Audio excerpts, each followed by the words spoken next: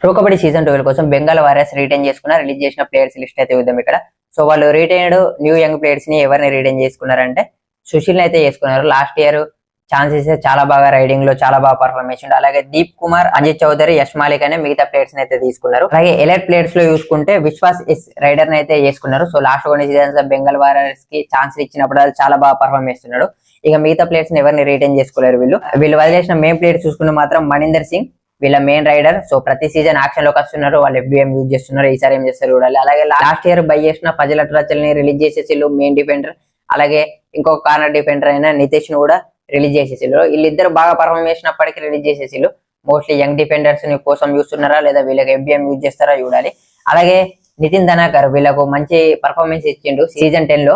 అలాగే సీజన్ 11 లో అయితే కొంచెం అతని పర్ఫార్మెన్స్ బాగాలేదు.